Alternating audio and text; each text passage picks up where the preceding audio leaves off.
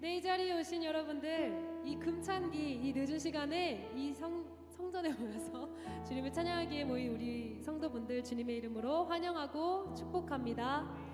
네, 우리 옆사람과 너무나 많이 봤지만 옆사람과 앞뒤 사람과 인사하겠습니다. 참 잘 오셨습니다. 환영합니다. 축복합니다. 주님의 이름으로 사랑합니다.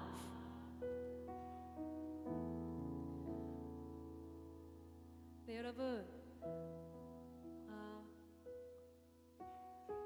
우리 주님께서 우리 인생의 빛 되심 믿으십니까? 어둡고 캄캄한 밤 하늘 가운데에도 정말 갈피를 잡지 못하고 걸어갈 때에도 우리 등대 되시는 그 빛 되시는 주님 붙잡고 우리 같이 걸어갑시다. 우리 시간 우리 빛 되신 주님을 같이 한 목소리로 찬양하면서 예배로 나아가겠습니다.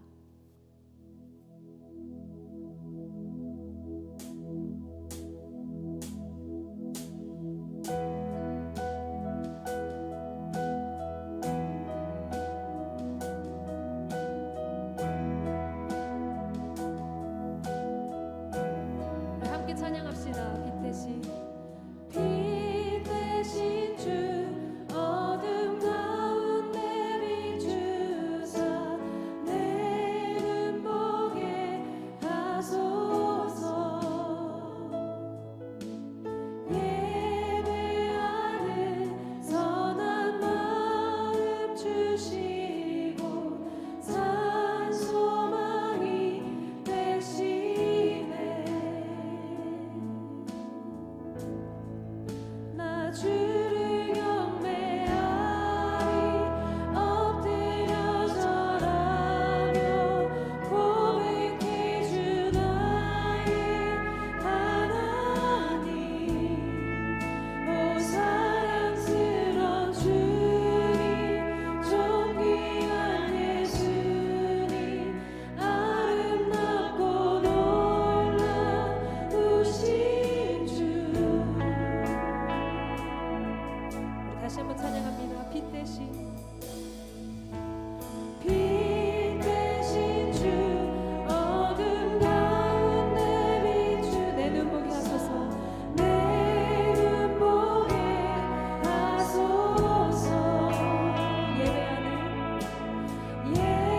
예배하는 선한 마음 주시고 산 소망이 네, 우리 2절로 다시 한번 고백합니다. 만유의 높임을 받으소서. 만유의 높임을 받으소서. 영광 중에 겸손하게 이 땅에 임하신 높여 찬양하리라. 높여 찬양하리라.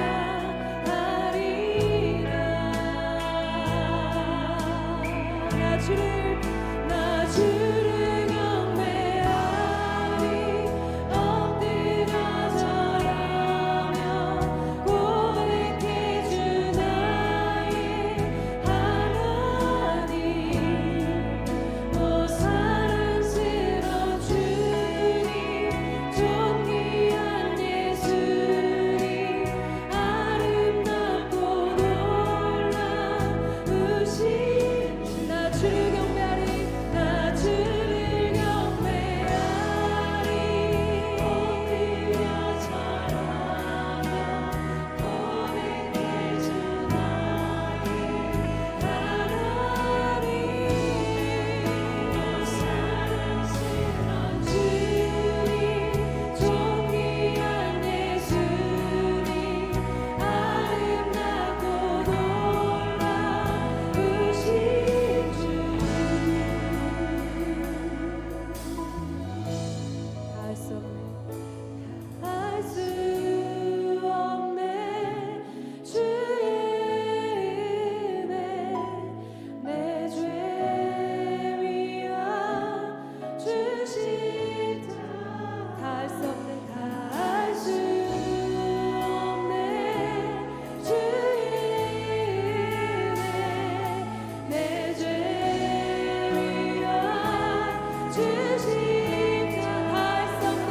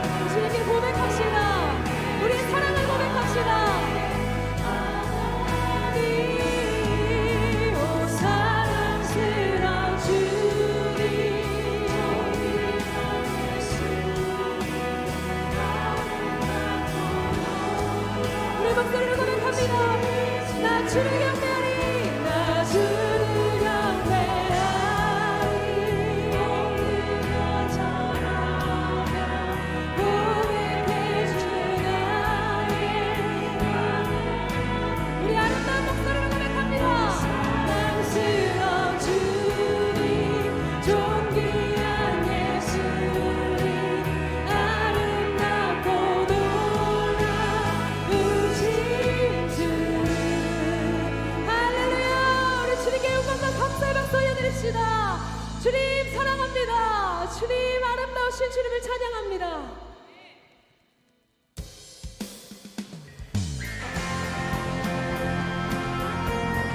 우리 계속해서 빛되신 주님을 찬양합시다. 가능하신 분들은 자리에서 일어나셔서 우리 함께 힘차게 주님을 찬양하며 나아갑시다. 해산을 넘어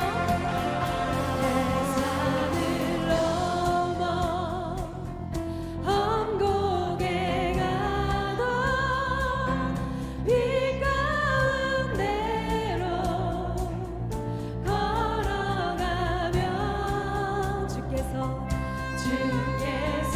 항상 지키시기를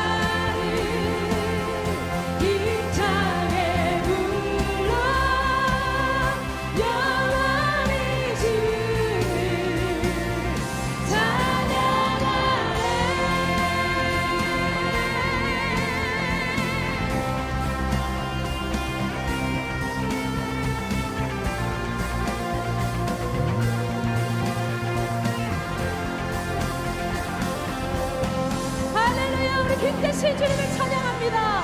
주님을 영원히 찬양하겠습니다.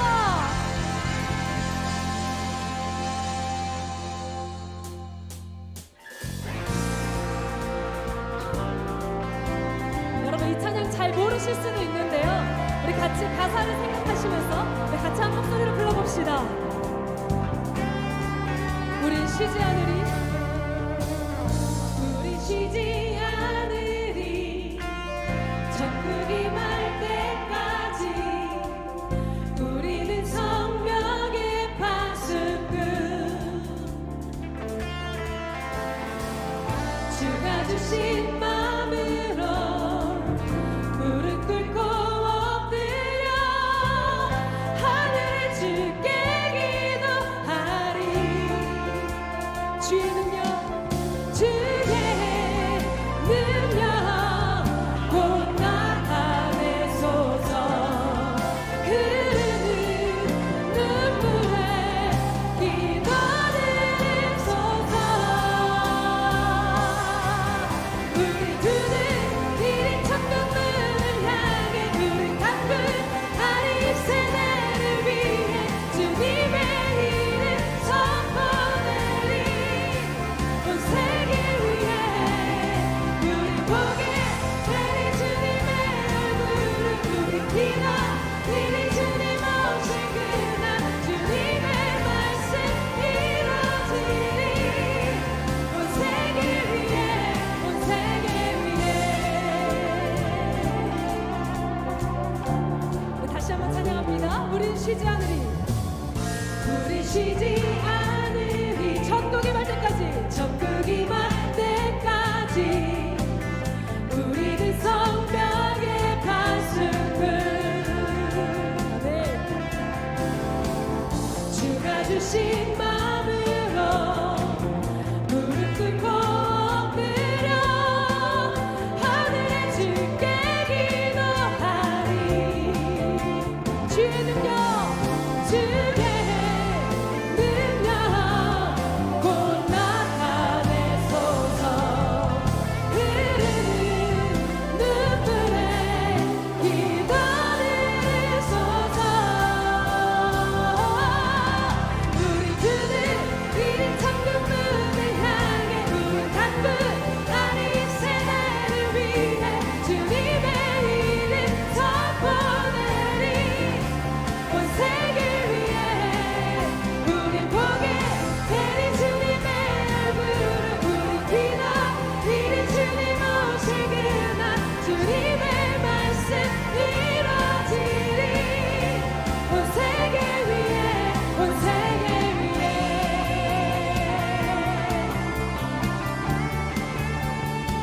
우리 쉬지 않으리, 우리 쉬지 않으리. 우리 입술로 고백합시다. 천국이 말 때 우리는 성벽의 파수꾼, 우리는 성벽의 파수꾼. 주가 주신 마음으로 무릎 꿇고 엎드려 하늘의 주께 기도하리. 주님의 능력 나타내시옵소서. 주의 능력 곧 나타내소서. 흐르는 눈물, 우리의 기도 들어주시옵소서. 우리 그는 이리 천국 문을 향해, 우리 가쁜 아리 세대를 위해 주님의 이름 선포되리. 온 세계 우리 보게 되리, 우리 보게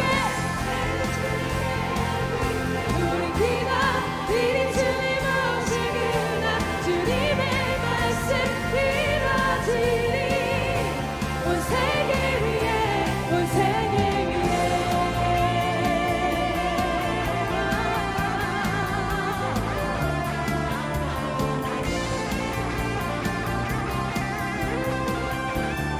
주의 능력, 주의 능력 곧 나타내소서. 흐르는 눈물에 기도드리소서. 주의 능력, 주의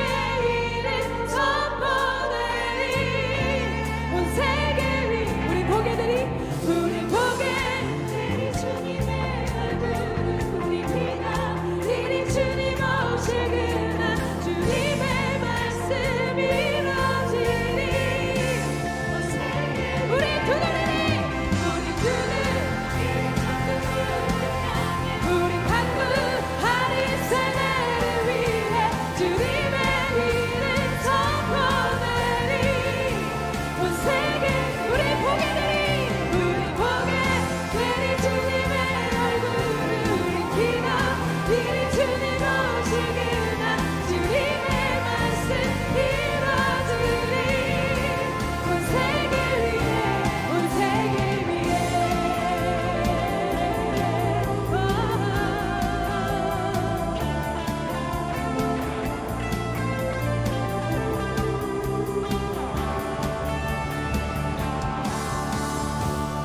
할렐루야. 우리 주님께 영광의 박수 올려드립시다.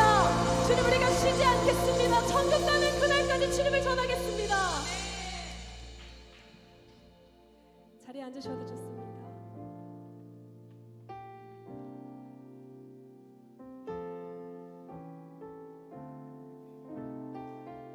우리 이 시간 힘되신 주님께 우리의 사랑을 고백하며 나아갑시다.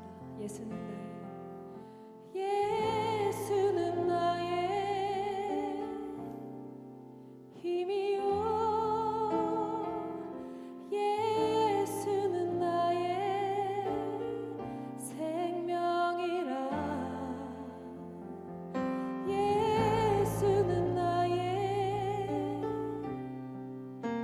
참 기쁨 참 소망 예수는 나의 꿈이라 우리 같이 고백합시다. 예수는 나의 힘이요 예수는 나의 생명이라 예수는 나의 참 기쁨 참 소망 예수는 나의 꿈이라 예수는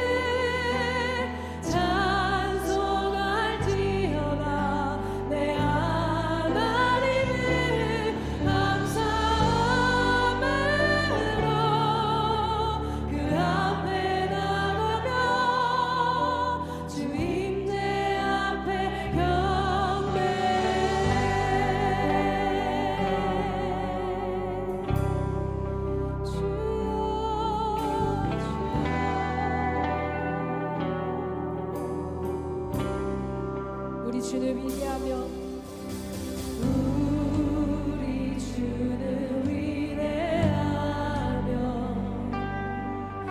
능력이 많으시도다. 그의 지혜 무궁하며 인자는 영원하도다. 상한 자를 고치시며 상처를 싸매시도다. 별들의 수를 세시며 이름을 붙이셨도다. 그가 구름으로 하늘을 덮으시며 땅을 위하여 비 준비하시니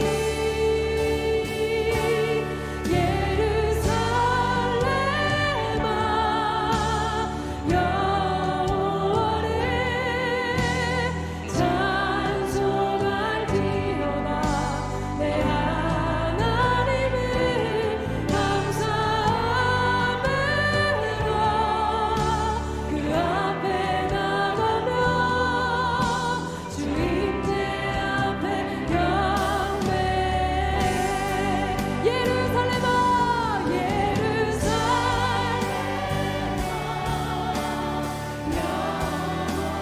주님 경배합니다. 찬송할지어다. 내 하나님을 감사함으로 그 앞에 나가며 주 임재 앞에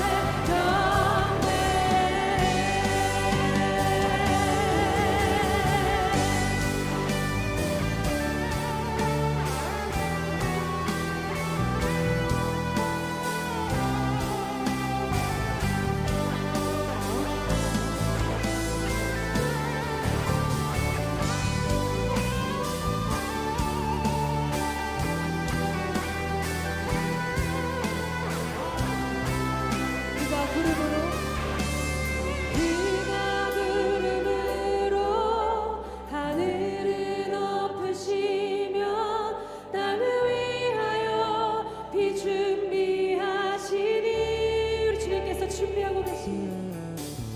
그가 구름으로 하늘을 덮으시며 땅을 위하여 비 준비하시니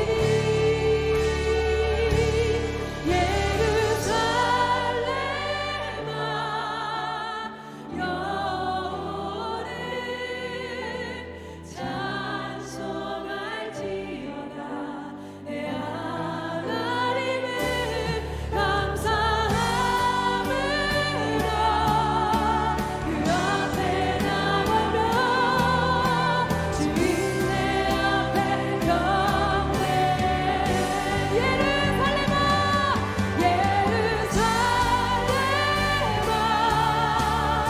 여호와를 찬송할지어다. 내 하나님을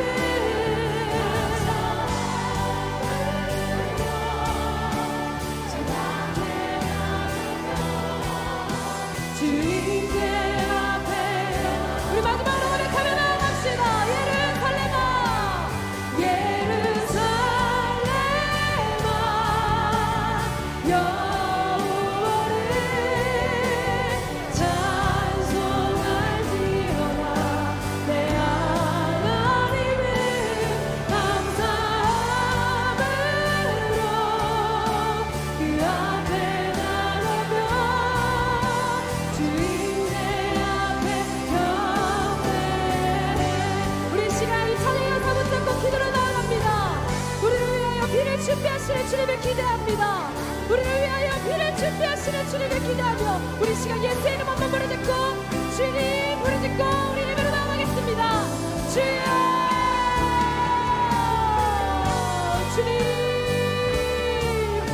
하나님의 준비한 은혜를 우리에게 허락하여 주시옵소서. 주님 우리를 만나주시고 하나님 우리에게 예비하신 것들을 보여주시며 우리에게 말씀하여 주시옵소서.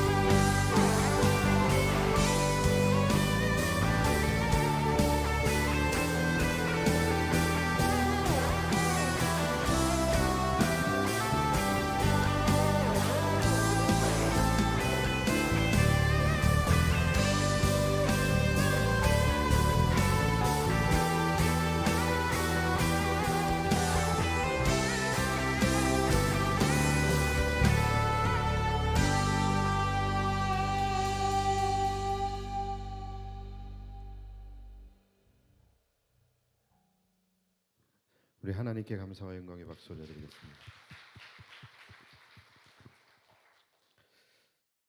할렐루야. 자, 이제 오늘부터 이제 우리가 여호수아서에 나오게 되어지는 실제적인 사건들을 우리가 이제 들어가 보려고 합니다. 자, 이스라엘 백성들이 이제 가나안 입성을 위한 가나안 정복 전쟁을 이제 시작하는 초일기를 지금 하고 있는데, 첫 번째 만나는 성, 첫 번째 만나는 대적이 바로 그 유명한 난공불락의 요새인 여리고 성입니다. 자, 모세에 이어서 이제 백성의 지도자가 된 여호수아가 그래서 여리고성을 정찰하도록 정탐꾼 2명을 이제 보내게 됩니다. 제가 지난주에도 말씀을 드렸지만 모세가 보냈던 정탐 그 가데스 바네아에서 가나안에 12명의 정탐꾼을 보냈죠. 이 사건과 여호수아의 정탐 사건은 질적으로 의미가 완전히 다르다라고 말씀을 드렸어요. 그렇죠? 모세가 보냈던 그 정탐 사건의 이 본질적 의미가 뭐였습니까? 하나님의 약속이 분명히 있었어요. 하나님이 내가 너희에게 그 땅을 주겠다. 너희는 지금 올라가서 그 땅을 차지하라고 말씀을 하셨어요. 분명한 하나님의 약속이 있었지만 그들 안에는 그 약속을 신뢰하지 못하는 마음이 있었어요. 그래서 그 약속이 정말로 이루어질 수 있는가? 진짜 우리가 그 땅을 차지할 수 있겠는가? 자신들이 직접 가서 보고 계산해서 그 전쟁의 타당성을 조사해 보겠다라는 의미로 정탐꾼을 보냈던 거였었죠. 그래서 12명이나 되는 정탐꾼을 보냈고 그곳에서 40일간이나 정탐을 하도록 했습니다. 즉 하나님의 약속을 이들은 온전히 신뢰하지 못하고 자신들의 지혜와 지식과 경험으로 하나님을 검증하고 시험하려고 했던 사건, 그것이 바로 이 가데스 바네아에서의 정탐 사건의 본질입니다. 반면에 여호수아가 보낸 정탐은 전혀 다른 정탐이죠. 여호수아는 순종의 정탐을 보낸 거예요. 여호수아는 전쟁의 타당성을 조사하기 위해서 보낸 것이 아니라 하나님의 약속을 신뢰하고 또 하나님의 명령을 따라 순종하며 가나안으로 들어가기 위한 실제적 침투 전략을 세우기 위해서 2명의 정탐꾼을 이제 보내게 된 것이었습니다. 자, 그래서 이제 이 2사람의 정탐꾼이 은밀하게 이제 여리고 성으로 잠입을 이제 하게 됩니다. 자, 그것이 오늘 본문 1절이에요. 눈의 아들 여호수아가 시딤에서 2사람을 정탐꾼으로 보내며 이르되 가서 그 땅과 여리고를 엿보라 하매 그들이 가서 라합이라 하는 기생의 집에 들어가 거기서 유숙하더니, 자, 그렇게 이 2명의 정탐꾼은 여호수아의 명을 받고 여리고 성으로 은밀하게 들어가게 됩니다. 자, 그런데 자, 여러분, 자, 그렇다면 분명히 여호수아가 정탐꾼을 보내는 의도는 좋았습니다. 자, 그런데 그 방법론에 있어서 우리가 한번 생각을 해볼 필요가 있을 것 같아요. 자, 여호수아의 이 방법이 옳은 방법이었을까요? 그러니까 사실 그 당시의 상황으로 봤을 때에 여호수아가 여리고성으로 정탐꾼을 보낸다라는 것은 대단히 위험한 일이었습니다. 그래서 저는 방법적으로 봤을 때는 이것이 굉장히 무모했다라고 생각이 되어져요. 왜냐하면 지금 상황에서 여리고성에 정탐을 보내는 것은 말 그대로 굉장히 위험한 상황이었고, 또 정탐꾼들의 입장에서는 자칫 잘못하면 죽을 수 있는 그런 위협이 도사리고 있는 그러한 상황이었기 때문에 그래요. 그래서 이 가운데서 정탐꾼을 보낸다 하면 저는 여호수아의 믿음이 정말로 좋든가 참 대단하든가, 또 한편으로는 여호수아의 믿음이 지금 자칫 무모한 결정과 행동으로 나아가게 된 것이 아닌가라는 그런 생각도 들게 됩니다. 자, 그래서 우리는 여기서 과연 믿음이 있다면, 믿음이 강하다면 그 믿음 가지고 무모함으로 나아가도 되는 것인가? 강한 믿음만 있다면 무모함을 상쇄시킬 수 있는 것인가? 강한 믿음이 근거하고 있다면 무모함도 괜찮은 것인가? 이런 부분에 대한 질문이 우리 안에서 생길 수가 있습니다.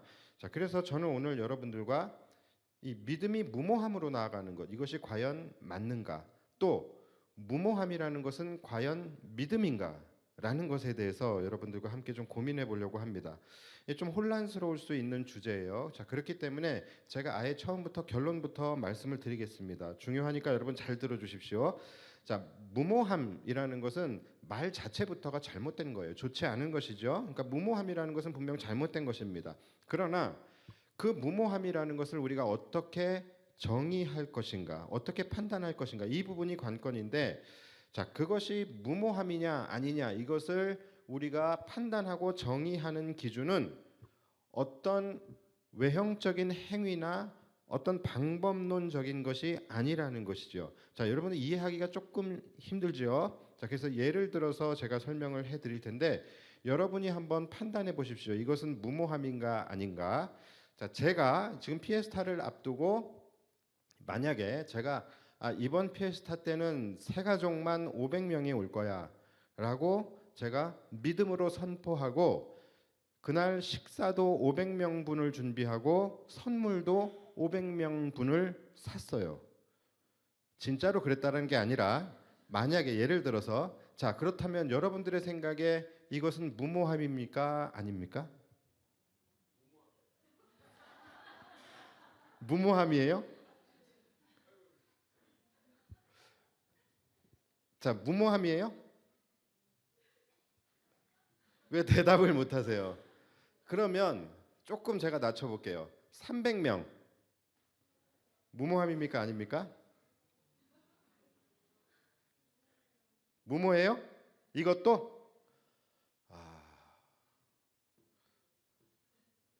100명 이번 피에스타 때 100명의 새 가족이 온다. 자, 무모함이에요 아니에요? 이건 또 아멘이에요? 그 아멘을 하나님이 받으실까요? 자, 벌써 지금 여러분들이 무모함의 기준이 어디로 간 겁니까? 벌써 행위나 방법에 갇혀버리게 된 거예요. 그렇죠? 그런데 제가 아까 말씀드렸죠. 이 무모함을 결정할 수 있는 기준은 어떤 행위나 방법론적인 것이 아니라고 말씀을 드렸어요. 자, 그러면 만약에 제가 500명 분을 제가 선물을 준비했어요. 자, 그러면 이 부분에 대해서 반대하는 것은 믿음입니까? 믿음이 아닙니까?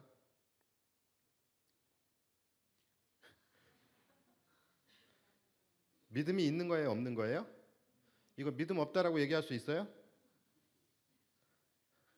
아까 무모함이라고 했잖아요. 믿음이 없으시네요?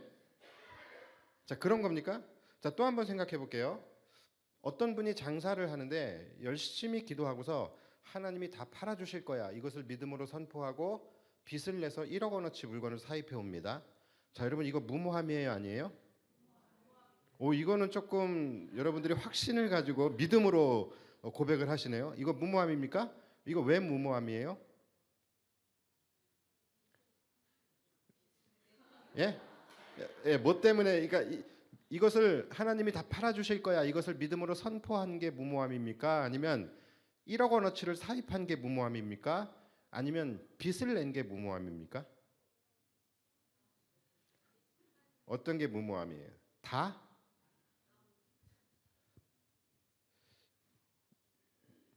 혹시 이것이 만약에 자신의 어떤 개인적인 정욕이나 욕심을 따라서 한 행동이라면 이건 무조건 무모함이겠죠, 그렇죠? 그런데 단순히 이 사람이 믿음으로 선포했다고, 또는 단순히 이 사람이 1억 원어치를 사입했다고, 빚을 냈다고 이것을 우리가 무모함으로 단정할 수 있을까요?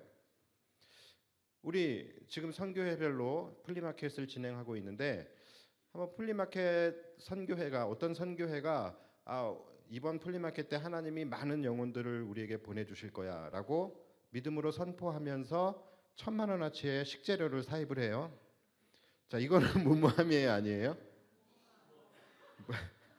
무모함이에요? 이 믿음은 대단하시네요. 자, 무모함입니까? 그럼 만약에 이것을 반대하는 것, 그러면 그것은 뭡니까? 믿음이 있는 거예요, 없는 거예요? 애매하죠? 애매하지 않게 제가 한 가지 더 예를 들어볼까요? 자, 하나님이 나를 서울대 합격시켜 주실 거야 라고 믿음으로 선포하고 서울대에 원서를 넣어버려요.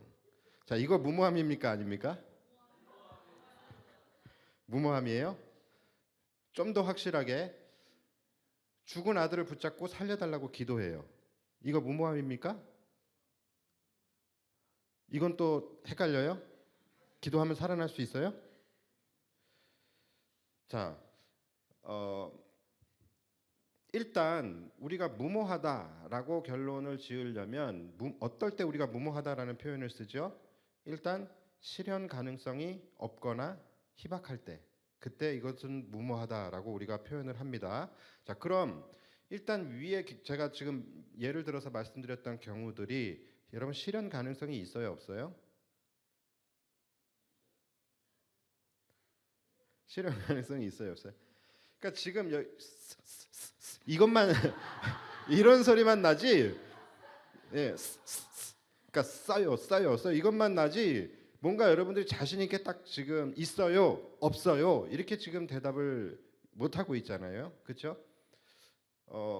실현 가능성이 없다라고 단정할 수는 없어요, 그렇죠? 우리의 그러나 희박한 것 같아요, 그렇죠? 그러니까 우리의 관점에서 볼 때는 좀 무모하다라는 생각이 듭니다. 자, 그런데 이 관점을 하나님으로 좀 옮겨 볼까요?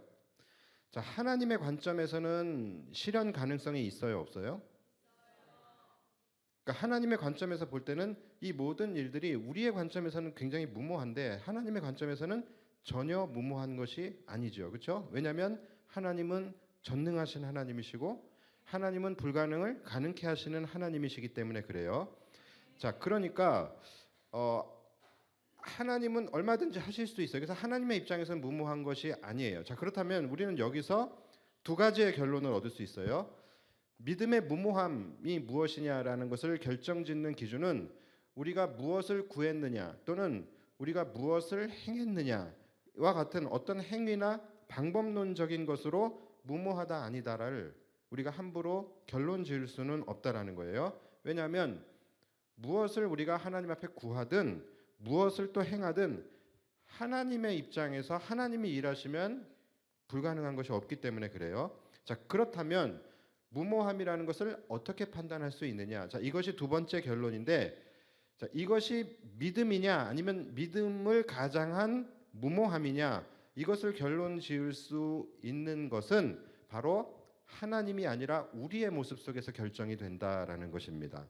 자, 그래서 저는 무모함으로 결론 지을 수 있는 세 가지의 기준을 생각을 해봤어요. 첫 번째가 뭐냐면 우리가 믿음으로 선포하는 것이 너무나 구체적일 때에 그것은 무모함일 가능성이 크다라고 우리가 생각을 해볼 수 있어요. 예를 들어서 하나님이 500명을 보내주실 거예요. 굉장히 구체적이죠, 그렇죠? 우리가 수치까지 정했어요. 500명을 보내주실 거야. 하나님이 1억의 매출을 올리게 하실 거야. 또는 하나님이 서울대에 보내실 거야. 또는 하나님이 죽은 아들을 살리실 거야.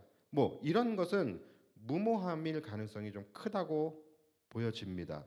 그러니까 무모함이다라고 단정할 수는 없어요. 그러나 무모함이 가능성이 크다라고 보여집니다. 왜냐하면 이것은 내가 하나님이 하실 일을 정해버리는 거예요. 그렇죠?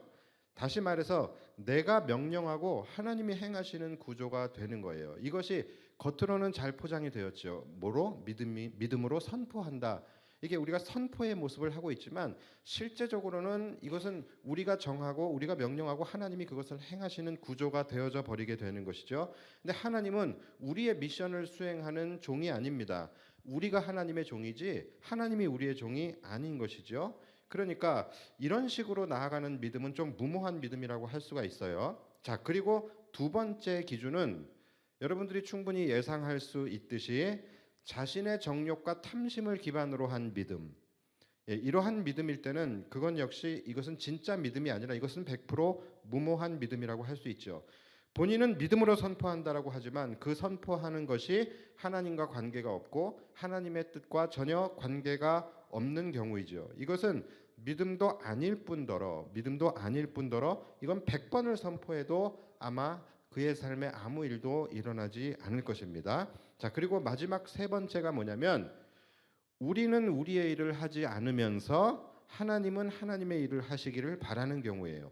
그러니까 500명 하나님 보내주실 수 있습니다. 자, 그렇다면 이것이 하나님의 일이라고 한다면 이것을 위해서 우리는 우리의 일을 해야 되는 것이죠. 서울대를 보내는 것 하나님 얼마든지 전능하신 하나님이 하실 수 있어요. 그리고 그것이 하나님의 일이라고 한다면 우리는 그것을 위해서 우리의 일을 해야만 하는 것이죠. 그러니까 이러한 것들이 맞지 않을 때에 이것은 무모한 믿음이라고 볼 수 있는 거예요. 너무나 당연한 거예요. 자, 그런데 이것을 모르는 성도들이 생각보다 굉장히 많이 있습니다. 대부분의 성도들의 기도가 보면은 제가 볼 때는 굉장히 많은 퍼센테이지를 차지하고 있는 것이 하나님이 나를 위하여 일하여 주시기를 기도를 합니다. 하나님이 내 삶에, 내 가정에, 또 내가 하는 직장과 사업장에 하나님이 일해 주시기를 간절히 기도하는 경우가 우리의 기도의 대부분일 거예요. 자, 그런데 자신은 자신의 일을 하지 않으면서 하나님은 하나님의 일을 해 주시기를 구하는 것이죠. 자신은 하나님의 일을 하지 않으면서 하나님은 자신의 일을 해 주시기를 구하는 기도. 이런 기도들이 많이 있어요. 이것은 제가 볼 때는 무모한 믿음이라고 할 수 있는 것이죠. 그러니까 우리는 생각보다 우리의 믿음이 무모함으로 나아가는 경우가 굉장히 많이 있다라는 거예요. 제가 지난 시간에도 말씀을 드렸지만 여러분 우리의 신앙생활의 원리 중에서 변치 않는 정말로 중요한 핵심 공식이 있었죠. 그게 뭡니까? 우리가 우리의 일을 할 때 하나님은 하나님의 일을 하신다라는 거예요. 우리의 일이 뭐라 그랬죠? 우리가 하나님의 백성으로 우리가 해야 하는 일이에요. 하나님의 말씀과 법도를 잘 지키고 하나님의 말씀에 순종하며 사나 죽으나 우리가 하나님의 영광을 위하여 살아가는 것. 이것이 우리의 할 일이에요. 너희는 먼저 그의 나라와 그의 의를 구하라. 우리가 이러한 삶을 사는 것이 우리의 일입니다. 자, 그러면 하나님의 일은 뭡니까? 그렇게 살아가는 그분의 백성들을 끝까지 지키시고 보호하시고 그들의 삶을 형통하게 인도하시는 것. 여러분 이것이 하나님의 일입니다. 그러니까 우리가 우리의 일을 할 때 하나님이 우리의 일을 하시는 거예요. 이것을 다른 말로 하면은 뭡니까? 하나님께서 여러 번 직접 말씀하신 것이죠. 너희는 나의 백성이 되고 나는 너희의 하나님이 되리라. 또 다른 말로 하면 뭡니까?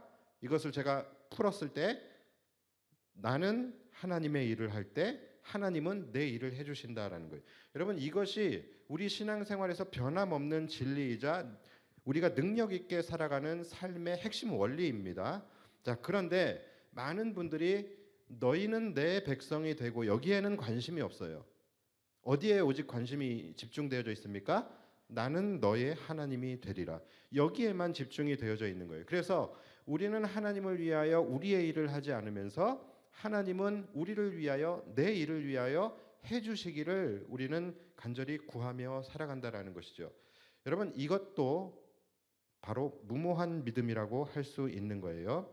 그래서 여러분 이 세 가지를 여러분 꼭 주의하시기를 바랍니다. 첫 번째는 뭐였죠? 우리가 하나님의 종이지 하나님이 우리의 종이 아닙니다. 그러니까 하나님께서 행하실 일을 여러분들이 구체적으로 정해놓고 그것을 선포라는 명목으로 선포라는 이름으로 명령하지 마시기 바랍니다. 말이 좋아 우리가 믿음으로 선포한다라는 것이지 내가 선포하면 하나님은 그렇게 행하셔야 된다라는 말이거든요. 여러분 예수님께서 시험 받으실 때에 사단이 시험한 게 바로 그거잖아요. 뛰어내려라. 그러면 하나님께서 천사들을 보내서 너를 받쳐줄 것이다. 이렇게 이야기하잖아요. 여러분 이게 뭡니까? 하나님이 행하실 것을 사단이 정하고서 하나님을 시험해 보라는 거예요. 그러니까 우리가 뭔가 하나님이 행하실 일을 구체적으로 정하고서 그것을 믿음으로 선포하는 것은요, 하나님을 시험하는 것과 다름없는 그러한 결과로 나아갈 수가 있어요. 그래서 이러한 부분들을 우리는 무모한 믿음이라고 볼 수가 있는 것입니다. 그래서 여러분 우리가 구할 수 있는 것은 뭡니까? 하나님 앞에 구할 수 있는 것, 그것은 뭐냐면 그저 하나님이 나의 하나님이 되어 주시는 거예요. 하나님이 나의 하나님이 되어 주셔서 나의 삶을, 나의 인생을, 나의 가정을 가장 선한 길로 인도하여 주시는 것. 여러분 우리가 구할 것은 이것입니다. 그리고 그것이 여러분들이 정해놓고 구하는 것보다 훨씬 더 좋은 것입니다. 자, 그리고 두 번째가 뭐였습니까? 나의 개인적 정욕이나 나의 뜻을 하나님의 뜻인 양 선포하지 말라라는 거예요.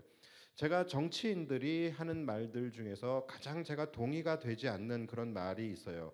그게 뭐냐면 항상 자기들끼리 서로 싸울 때에 자신들의 헤게모니를 차지하기 위해서 이들이 하는 말은 뭐냐면 항상 국민의 뜻을 갖다 붙입니다. 국민의 뜻인 양. 그래서 뭐 국민의 뜻을 받들지 않는다, 민심을 받들지 않는다, 국민의 준엄한 뜻을 무시한다, 이렇게 공격을 해요. 그렇죠? 자, 그런데 저는 그것을 들을 때마다 제가 동의가 안 돼요. 왜냐하면 나한테 한 번도 안 물어봤거든요. 나한테 한 번도 안 물어보고서 그게 국민의 뜻이냐 그렇게. 근데 결국은 자기들 뜻이거든요. 자기들의 권력을 유지하기 위해서 또는 빼앗기 위해서 이거 국민의 뜻을 갖다 붙이는 거예요. 그런데 이러한 일들이 성도들에게도 일어나고 있다라는 거예요. 결국은 자신의 욕심과 탐심이에요. 자신의 정욕을 채우기 위해서 이것이 마치 하나님의 뜻인 양, 하나님의 비전인 양 그렇게 믿음으로 선포하는 것처럼 그렇게 하시는 분들이 있다라는 것이죠. 여러분 이건 역시 믿음이라고 보기 어렵고 이것은 무모함이라고 할 수 있는 것이죠. 자, 그리고 세 번째는 뭡니까? 우리는 우리의 일을 할 때 하나님이 하나님의 일을 하시는 거예요. 우리가 하나님의 백성으로 우리의 일을 할 때 하나님이 우리의 하나님이 되셔서 그분의 일을 하시는 것입니다. 자, 이것을 여러분들이 착각할 수 있어요. 이거 그럼 조건부 아니냐라고 생각하실 수 있어요. 우리가 우리의 일을 할 때 그런 조건을 채워질 때 하나님이 우리를 위해서 일하실 것이다. 그러니까 마치 이것이 하나님과 딜하는 것처럼 기브 앤 테이크를 하는 것처럼 그렇게 여러분들이 오해할 수 있는데 여러분 이것은 조건이 아닙니다. 하나님은 조건 없이 우리를 사랑하시고 조건 없이 값없이 우리에게 은혜를 베푸시는 분이에요. 다만 그 은혜가 누구에게 주어지느냐? 바로 그분의 백성들에게 주어지기 때문에 그러는 거예요. 그래서 우리가 먼저 하나님의 백성이 되는 것이 중요하다라는 거예요. 우리가 먼저 하나님의 백성이 되었을 때에 하나님이 나의 하나님이 되셔서 우리를 위해 일해 주신다라는 것입니다. 그래서 여러분 이 세 가지가 잘 지켜진다면 설사 우리가 계획하는 것들이 설사 어느 부분에서 무모함이 있다 할지라도 하나님은 그 무모함 속에서 하나님의 일을 하실 것이고 그 무모함의 상황을 하나님은 가장 선한 길로 이끌어 가신다라는 것이죠. 하나님이 선한 길로 이끌어 가신다라는 것이 우리가 무모함으로 계획했다 할지라도 하나님께서 그 무모함을 이루신다라는 것이 아니에요. 하나님은 그 무모함 속에서 하나님께서 하나님의 방법대로 선하게 이끌어 가신다라는 것입니다. 그래서 여러분 진정한 믿음은 하나님이 어떻게 하실 것을 믿는 것이 믿음이 아니라 하나님이 나의 하나님이 되심을 믿는 것이 진정한 믿음입니다. 여러분 이것 굉장히 중요한 거예요. 우리는 항상 무엇을 믿습니까? 하나님을 믿기보다는 하나님이 주시는 것, 하나님이 행하시는 것, 그것을 우리는 믿고 구합니다. 그런데 진정한 믿음은 하나님이 어떻게 하실 것을 믿는 것이 아니라 하나님이 나의 하나님이 되심을 믿는 거예요. 하나님이 어떤 하나님이시고 나에게 어떤 것을 구체적으로 줄 것인가를 정해놓고 믿는 것이 믿음이 아니라 하나님이 나의 하나님이 되셔서 나의 삶 속에서 나를 지키시고 보호하시고 내 인생을 가장 선한 길로 이끌어 가시는 그 하나님을 믿는 믿음, 이것이 진정한 믿음이라는 것을 여러분 꼭 기억하시기 바랍니다. 자, 오늘 여호수아의 사건, 이거 제가 볼 때는 굉장히 무모함이 있었습니다. 여호수아가 믿음으로 전쟁을 선포하고 뭐라 그랬어요? 사흘 안에 우리가 여리고성을 이제 여리고성에 들어갈 것이다 이렇게 선포를 해버렸죠. 이게 굉장히 무모한 것이었죠. 그리고 또 그렇게 되지 않았어요. 하나님께서 그렇게 되지 않도록 인도를 하신 거예요. 그러니까 그 무모함 속에서 하나님이 하나님의 일을 하시는 거예요. 자, 그리고 거기에다가 여리고성에 정탐꾼까지 보낸다. 여러분 이것은 대단히 위험한 계획입니다. 왜냐하면 지금 상황은요, 시기적으로 40년 전에 본인이 정탐꾼으로 가나안에 들어갔던 때와는 완전히 지금 다른 상황이에요. 지금 여호수아가 전쟁을 밀어붙이기에는 굉장히 불리한 상황이었다는 거예요. 왜냐하면 여러분 이것은 조금만 생각해 보면 알 수 있어요. 이미 여리고성에서는 지금 이스라엘이라는 나라가 지금 자신들에게 쳐들어올 것이다라는 것을 알고 있었을까요? 모르고 있었을까요? 당연히 알고 있어요. 당연히 알고 이것을 감지하고 거기에 대한 준비와 대비를 하고 있는 상황이었다라는 것이죠. 아시다시피 이스라엘 백성들이 지금 요단 동편에 있잖아요. 여기까지 올 때에 이스라엘 백성들이 조용히 왔습니까? 조용히 막 살금살금 기어서 왔습니까? 아니죠. 지금 이스라엘 백성들은요, 이미 요단 동편까지 올 때에 시끄럽게 왔어요. 아모리 족속과 싸움하고 모압 족속과 싸움하고, 그것도 대승을 거두면서 그들을 막 짓밟고 진멸하면서 그렇게 거창하게 지금 요단 동편까지 왔다라는 것이죠. 그러니까 그 소식과 소문을 이미 가나안 사람들, 여리고성 사람들은 다 들어서 알고 있었고, 그리고 그 이스라엘 백성들의 최종 목적이 바로 가나안 정복이라는 것까지 그들은 알고 있었어요. 특히 여리고성 사람들은 그 가나안 정복을 하기 위해서 첫 번째 관문이 바로 자기들 여리고성이라는 것까지도 그들은 알고 있었다라는 것이죠. 그리고 그 이스라엘이란 나라가 지금 어디 있습니까? 바로 여리고성 그 요단강 건너편, 바로 강 하나를 사이에 두고서 강 저편에서 지금 몇 달 동안 주둔하면서 지금 동태를 살피면서 지금 전쟁의 기회를 엿보고 있다라는 거, 이것도 지금 여리고성 사람들은 다 알고 있는 상태예요. 자, 그렇다면 여리고성이 바보가 아닌 이상 가만히 넉놓고만 있었겠습니까? 그들도 나름대로 거기에 대해서 대비를 하고 전쟁에 대한 준비를 하면서 이스라엘의 침공을 준비하고 있지 않았겠습니까? 지금 그러니까 여리고성 전체는 비상계엄령이 지금 선포되고 지금 진돗개 하나가 발령되고 지금 그런 상황이라는 것이죠. 그리고 성내에서는 그 이스라엘의 동향을 살피고 이스라엘이 지금 어떤 움직임을 보이고 있는지 이러한 것들에 대해서 계속해서 예의주시하면서 지금 그 안에 경비가 굉장히 삼엄했을 거 아니겠습니까?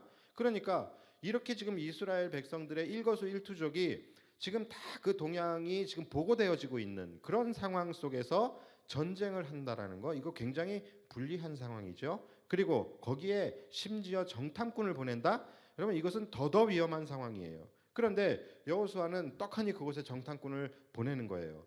아마 정탐꾼들의 입장에서는 아마 우리 이거 죽으러 가는 것이나 다름없겠다라는 그런 마음으로 갔을 수도 있어요. 자, 왜요? 언제 발각돼서 언제 죽을지 모르는 상황이잖아요. 지금 여리고성이 한껏 지금 비상계엄령을 선포하고 그러고 있는 상황인데, 자, 그리고 실제로 이들은 들어가자마자 발각이 되어버립니다. 그렇죠? 그게 바로 다음 2절이에요. 자, 2절 보시면 어떤 사람이 여리고 왕에게 말하여 이르되 보소서 이 밤에 이스라엘 자손 중에 몇 사람이 이 땅을 정탐하러 이리로 들어왔나이다. 이거 봐요. 무모하다니까요.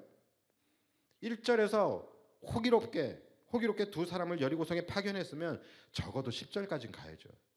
적어도 10절까지는 가서 뭐 발각이 되든지 붙잡히든지 해야죠. 이건 뭐 1절 하고서 바로 그 다음 절에 발각이 돼버리잖아요. 또 어떤 분들은 1절을 보고서 이들이 발각된 이유가 기생집에 가서 놀았다고. 역시 남자들은 이래서 안 돼. 정탐하라고 보냈더니 그냥 기생집이나 가서 놀고 쳐 앉아 있고, 이 종자들은 말이야 주머니에 돈만 있으면 하여간 이상한 짓들을 한다니까. 이렇게 생각할 수 있어요. 근데 여러분 그게 아닙니다. 남자 마음은 남자가 잘 알아요. 그거 아니에요. 그런 거 아닙니다. 왜 이들이 기생집을 갔느냐? 아시다시피 지금 여리고성이라는 곳이 난공불락의 철옹성이에요. 이 성도 두 겹으로 쌓여져 있는 곳입니다. 다시 말해서 그곳은 굉장히 외부인의 접근이 쉽지 않은 아주 폐쇄적인 곳이었다는 거예요. 그러다 보니까 여행객이나 외부인들이 들어왔을 때 그들이 체류할 수 있는, 그들이 이렇게 머무를 수 있는 마땅한 곳이 거기선 없었다라는 것이죠. 그러니까 그들이 이 여행객들이 그곳에서 잠시라도 머물고 유숙할 수 있는 곳은 기생집밖에 없었던 거예요. 그러니까 우리로 따지면은 마치 주막과 같은 곳이라고 여러분들이 이해를 하시면 될 것 같아요. 주막이 어떤 곳이에요? 동네 사람들이나 또는 지나가는 나그네들이 편안하게 그냥 와가지고서 밥도 먹고 술도 먹고 또 때로는 유숙을 하기도 하는 그런 곳이 주막이잖아요. 그러니까 그런 개념으로 이들이 이제 기생 라합 집에 들어가게 된 것이에요. 또 그리고 이들이 기생 라합의 집으로 들어갈 수밖에 없었던 또 하나의 이유가 뭐냐면, 우리나라도 그렇잖아요. 조선 시대 때에 이 백성들의 상황, 백성들의 이 삶이 어떤지 그 지역의 실제적인 정보를 우리가 알고 싶으면은 어디로 갑니까? 궁으로 갑니까? 아니죠. 보통 저잣거리 또는 주막 이런 데로 가게 돼요. 왜냐하면 거기에 서민들이 모이고 또 그 나라에 돌고 있는 그런 정보라 소문 이러한 것들이 다 모이는 장소가 그곳이었잖아요. 그래서 이제 정탐꾼들이 기생 라합 집으로 이제 가게 된 것입니다. 자, 그들이 가서 이제 걸렸어요. 그래서 기생 라합이 그들을 이제 숨겨주게 되는데, 숨겨줄 때 이 라합이 뭐라고 이야기를 합니까? 그게 이제 우리가 오늘 읽은 본문이에요. 라합이 이렇게 얘기를 해요. 말하되 여호와께서 이 땅을 너희에게 주신 줄을 내가 아노라. 우리가 너희를 심히 두려워하고 이 땅 주민들이 다 너희 앞에서 간담이 녹나니 이는 너희가 애굽에서 나올 때에 여호와께서 너희 앞에서 홍해물을 마르게 하신 일과 너희가 요단 저쪽에 있는 아모리 사람의 두 왕 시혼과 옥에게 행한 일, 곧 그들을 전멸시킨 일을 우리가 뭐라고요? 들었음이니라. 그러니까 이미 라합이라는 여인은요, 그곳에서 기생집을 운영하면서 이스라엘 민족에 대한 소문을 이미 그는 듣고서 알고 있었던 거예요. 그래서 뭐라고 합니까? 11절부터 13절, 우리가 듣자 곧 마음이 녹았고 너희로 말미암아 사람이 정신을 잃었나니 너희의 하나님 여호와는 위로는 하늘에서도 아래로는 땅에서도 하나님이시라. 그러므로 이제 청하노니 내가 너희를 선대하였은즉 너희도 내 아버지의 집을 선대하도록 여호와로 내게 맹세하고 내게 증표를 내라. 그리고 나의 부모와 나의 남녀 형제와 그들에게 속한 모든 사람을 살려주어 우리 목숨을 죽음에서 건져내라. 한국 사람이라면 지금 다 이해하시겠죠? 그렇죠? 무슨 말이에요? 한마디로 얘기하면 내가 너희 지금 살려줄 테니까 나중에 너희가 여리고성을 칠 때에 나와 내 가족들 살려주라고 이야기를 하고 있는 거예요. 자, 그러자 이 정탐꾼들이 알겠다. 우리가 너와 너 가정을 살려주고 그렇게 하겠다라고 이제 약속을 합니다. 자, 여기에 대한 자세한 얘기도 또 중요한 묵상 포인트가 있기 때문에 제가 이것은 주일날 여러분들과 함께 나누려고 합니다. 자, 그런데 여기까지 일단 지금 팩트만 보면요, 이들은 지금 위험을 무릅쓰고 무리하게 들어갔어요. 그렇죠? 그리고 들어갔다가 가자마자 발각이 되고 죽을 위기를 만나고 간신히 극적으로 목숨을 부지하게 됩니다. 하나님의 도우심이 없었다면 이들은 아마 거기서 발각돼서 죽임을 당했을 거예요. 자, 그렇다면 여러분, 우리가 원론적으로 들어가서 여호수아가 여리고성에 정탐꾼을 보낸 거, 여러분 이거 맞습니까? 맞아요? 이게 맞았냐 틀렸냐, 또는 그의 선택이 옳았냐 아니냐, 자, 우리는 알지 못합니다. 우리는 알지 못해요. 자, 그러나 우리가 확실한 것은 뭡니까? 무모했다라는 거예요. 여호수아는 무모했다. 왜냐하면 여호수아의 예상과 계획대로 진행되지 않았어요. 그렇죠? 그들은 가자마자 발각이 됐고, 그래서 영락없이 여리고 군사들에게 붙잡혀서 지금 죽임을 당할 그런 상황까지 가게 된 거예요. 그러니까 팩트만 보면은 지금 여호수아의 이 전략은 무모한 전략이었고 실패한 전략이었다라는 것이죠. 자, 그런데 중요한 것은 뭡니까? 중요한 것은 이 여호수아의 무모함 속에서 하나님이 일하셨다라는 거예요. 여러분, 이게 중요한 거예요. 자, 제가 말씀드리고 싶은 것은 그렇기 때문에 믿음만 있으면 무모해도 된다, 믿음만 있으면 무모하게 그냥 나가도 된다, 이 말이 전혀 아닙니다. 당연히 우리는 우리의 믿음이 헛된 망상으로 가지 않도록, 그리고 무모한 믿음으로 가지 않도록 우리는 주의하고 또 주의해야 합니다. 자, 그런데 실제 우리의 삶에서는 그게 되지 않는다라는 거예요. 왜냐하면 문제가 뭐냐면 우리의 인생이라는 것이 항상 뭐의 연속입니까? 선택의 연속이에요. 우리는 항상 하루에도 몇 번씩 선택의 기로 앞에 서게 됩니다. 심지어 밥을 먹을 때도 짜장면을 먹을 것인가 짬뽕을 먹을 것인가 우리는 선택의 기로에 서게 되고 우리는 매 순간 선택을 하며 살아가야 된다라는 것이죠. 이렇게 매 순간 선택을 해야 하는 과정 속에서 우리가 때로는 나름 믿음으로 기도하며 선택을 했음에도 불구하고 때로는 우리의 지혜가 모자라고 또 우리가 어리석고 아둔하여서 때로는 무모한 길을 선택할 때도 있고 때로는 틀린 결정을 내릴 때도 있고 때로는 잘못된 방향으로 나아가게 될 때가 분명히 있다라는 거예요. 사실 종종 있지요. 많이 있지요. 자, 그럴 때마다 우리는 당황하게 되고 때로는 낙심하게 되고 자신의 무모함을 탓하기보다는 하나님을 탓하게 됩니다. 하나님이 왜 나를 돌보시지 않는가? 또 하나님이 왜 내 인생을 좀 더 하나님의 선한 길로 인도하시지 않았는가? 우리는 이러한 생각을 하게 되고 결국은 믿음의 근간까지 흔들려 버리게 되어지는 그런 일들이 종종 있다라는 거예요. 자, 그럼 제가 여러분들에게 한번 질문해 볼게요. 여러분, 하나님의 선한 인도하심, 하나님의 인도하심이 뭔데요? 하나님의 인도하심이 뭘까요? 우리가 가장 자주 하는 말 중에 하나예요. 그리고 우리가 날마다 구하는 것이 바로 이거죠. 하나님이 나를 인도하시는 삶, 하나님의 인도하심을 받는 삶, 하나님이 내 인생을 가장 선한 길로 인도하시는 삶. 이 하나님의 인도하심, 우리가 가장 많이 하는 말이에요. 가장 많이 구하는 기도예요. 자, 그런데 그게 뭔데요? 하나님의 인도하심이 뭡니까? 여기에 대해서 여러분 대답하실 수 있습니까? 도대체 어떻게 하나님이 나를 인도하신다라는 건지, 도대체 어떻게 하나님의 인도하심을 받는 삶을 살아간다라는 것인지, 하나님이 야 좌회전해라, 야 우회전해라, 지금 서라, 가라, 이러한 것들을 구체적으로 말씀을 해주십니까? 그렇게 하나님의 인도하심을 받는 분 계세요? 또는 하나님이 어떤 꿈이나 환상 속에서 뭐 이렇게 해라 저렇게 해라, 5걸음 뒤에 가서 땅을 파보아라, 뭐 이렇게 하나님이 그런 인도하심을 하십니까? 그런 인도하심을 받으신 분이 있어요? 그러니까 하나님의 인도하심을 받는다라는 거 교회에서 가장 많이 쓰는 말이지만 가장 이해가 어려운 그러한 말이 바로 이거예요. 도대체 무엇이 하나님의 인도하심을 받는 삶인지. 저를 쳐다보지 마세요. 저도 몰라요. 저도 거기에 대해서는 잘 모릅니다. 그러나 제가 여러분들에게 이 하나님의 인도하심에 대해서 분명하고 확실하게 말씀드릴 수 있는 것은 하나입니다. 제가 아까 드렸던 말씀이에요. 여러분은 여러분의 일을 하십시오. 우리는 우리의 일을 하십시오. 그러면 하나님은 하나님의 일을 하실 것입니다. 여러분, 그것이 하나님의 인도하심입니다. 우리가 원하는 것은 뭔가 하나님이 좀 더 구체적으로 내 삶에 좀 더 깊이 개입하셔서 내비게이션처럼 야 좌회전해라 우회전해라 이렇게 구체적으로 갈 길을 인도해 주시기를 원하고 또 그것이 하나님의 인도하심이다 라고 생각을 하지만 그런 하나님의 인도하심은 없습니다.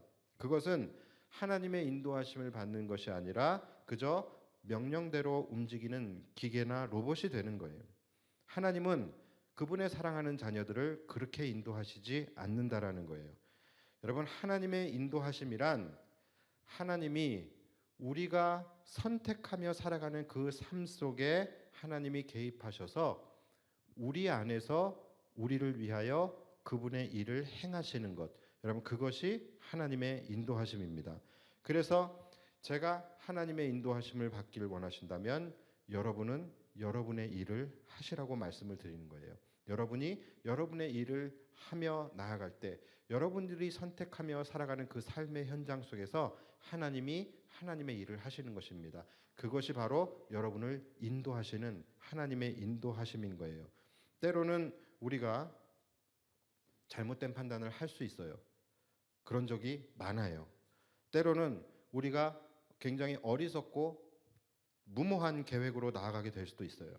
그러나 그렇다 할지라도 우리의 마음의 중심이 하나님의 백성으로서 하나님의 영광을 위해 우리의 부족한 지혜를 동원해서 우리가 우리의 일을 하는 것이라고 한다면 그 무모한 현장에 하나님께서 개입하셔서 하나님의 일을 하실 것이다라는 것이죠. 그것이 하나님의 인도하심이에요. 오늘 본문의 사건 보십시오. 분명 여호수아의 계획은 무모했습니다. 자, 그러나 그것이 여호수아의 이 잘못된 판단이었다 할지라도 그의 계획 속에는 뭐가 있었습니까? 아까 말씀드렸던 세 가지가 있어요. 첫 번째, 하나님의 약속을 신뢰함으로 세운 계획이었어요.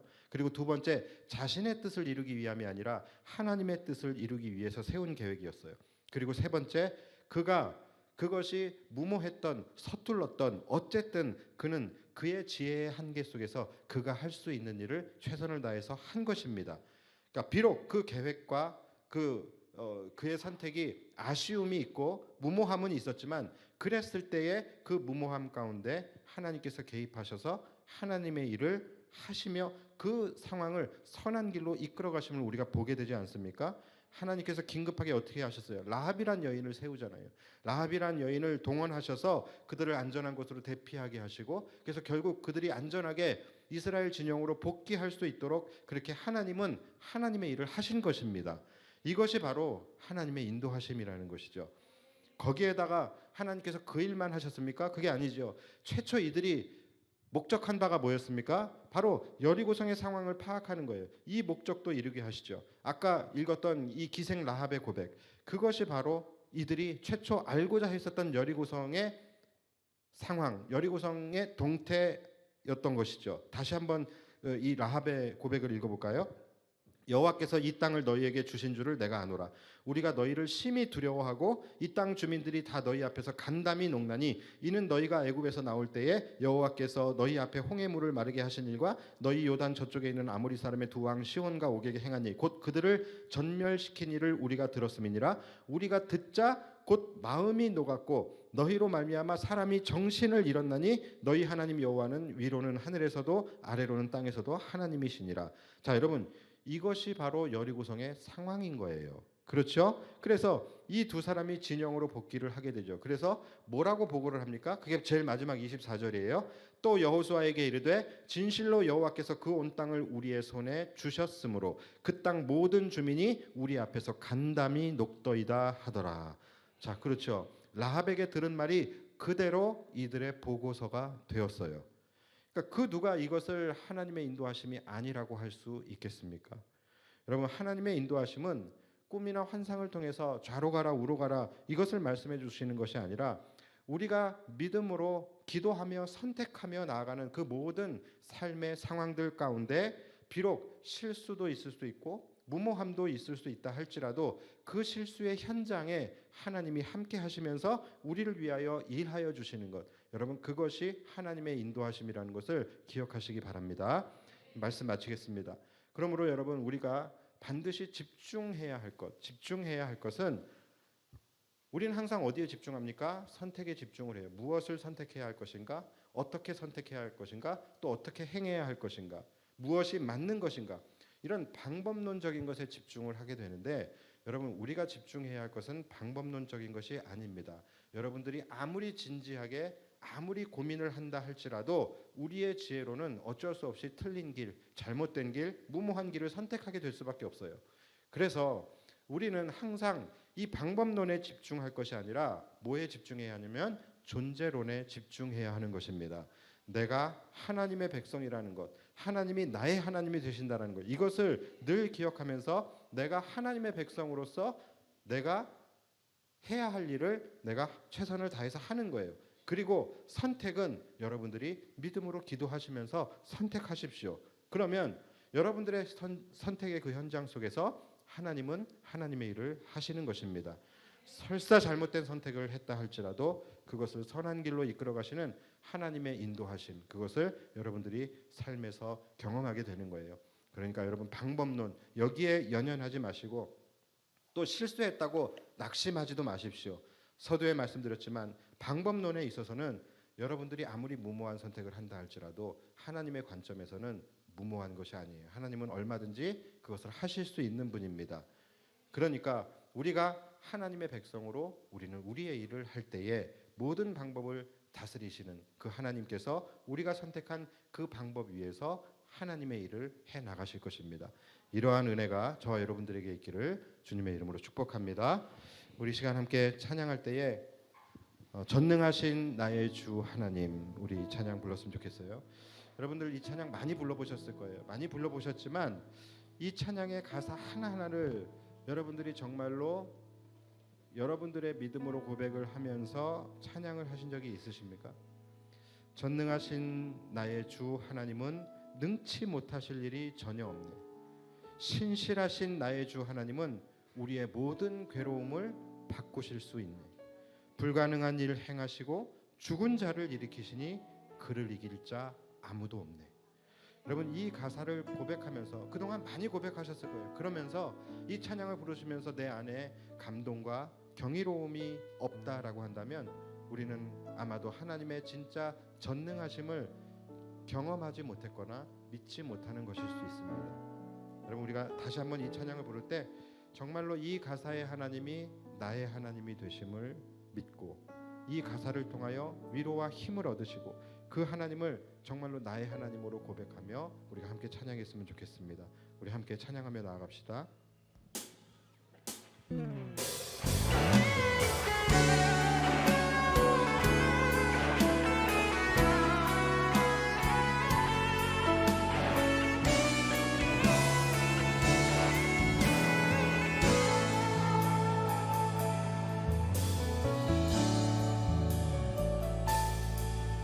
전능하신 나의 주 하나님은 능치 못하실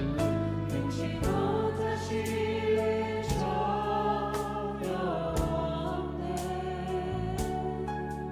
우리의 모든 간구도 우리의 모든 생각도 우리의 모든 꿈과 모든 소망도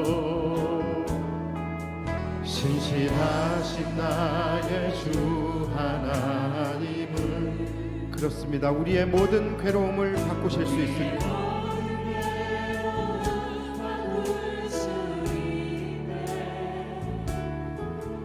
불가능한 일 행하시고 죽은 자를 일으키시니 그를 이길 자 아무도 없네.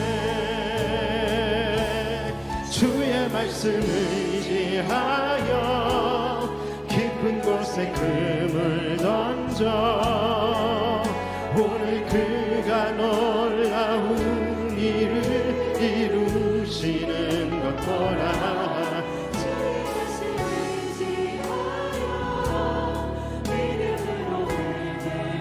믿음으로 선포합시다. 믿는 자에게 능치 못함 없네.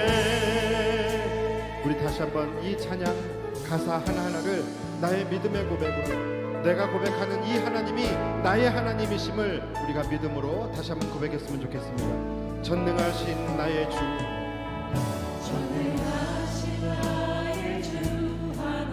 그렇습니다. 능치 못하실 일이 전혀 없으신 분이십니다. 못하신 일이 전혀 없네.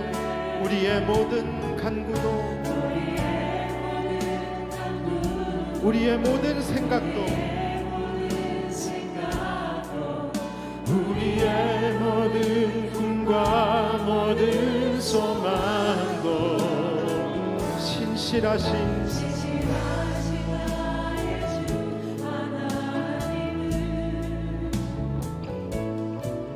우리의 모든 괴로움 바꿀 수 있네. 아멘.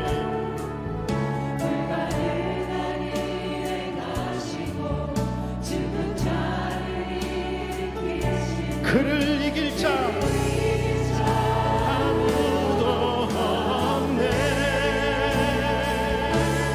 주의 말씀 의지하여 깊은 곳에 금을 던져 오늘 그가 놀라운 일을 이루시는 것 보라. 주의 말씀 의지하여 믿음으로 금을 던져 믿는 자에게 그렇습니다. 주의 말씀 의지하여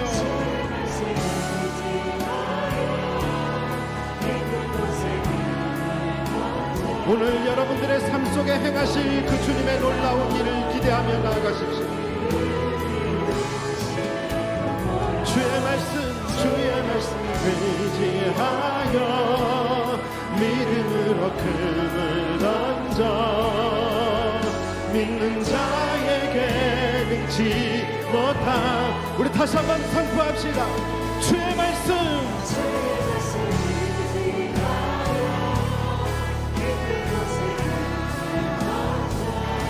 오늘 그가 놀라운 일을 이루시는 것보다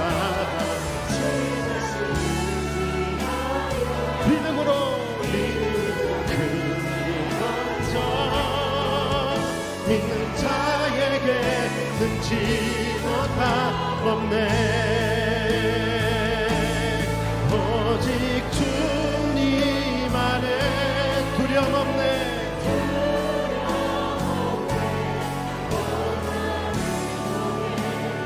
날 만드심을 믿네. 주님만이 내 모든 것 되시. 주의 강한 손 날 붙드시네. 오직 주님 안에 소망 있네. 삶을 통해 영광 받으시 주님.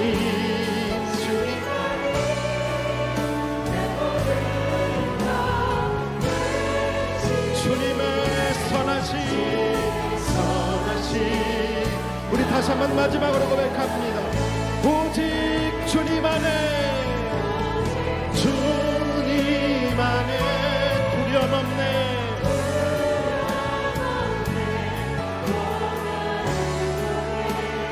날 만드심을 믿네. 주님만이 내 모든 것 되시네. 주의 강한 손 날 붙드시네.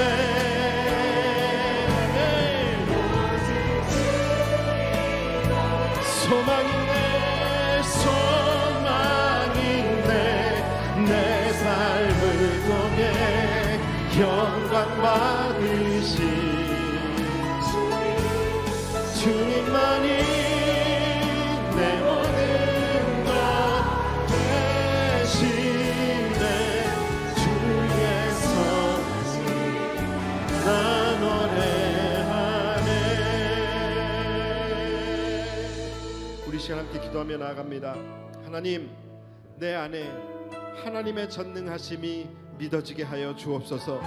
하나님은 능치 못할 일이 없으신 분이십니다. 하나님은 불가능한 것을 가능케 하시는 분이십니다. 하나님은 우리의 모든 아픔과 슬픔을 기쁨과 희락으로 바꾸실 수 있는 분이십니다. 나의 실수와 나의 허물이 있다 할지라도 그 모든 것들을 회복하실 수 있는 분이 전능하신 하나님이신 줄 믿습니다. 하나님, 나를 고난의 늪에서 건져주실 수 있는 분 역시 하나님밖에 없음을 우리가 믿음으로 고백합니다. 하나님, 그 하나님이 오늘 나의 하나님이 되어 주시옵소서. 오직 주님 안에 두려움이 없으며 오직 주님만이 나의 소망이 되심을 믿사오니 하나님, 나의 삶 속에서 하나님의 일을 이루어 주시고 내 삶 속에 역사하시는 하나님의 선한 인도하심을 날마다 경험하는 삶이 되게 해달라고 이 시간 주님의 이름 간절히 부르며 기도하며 나아갑니다. 주여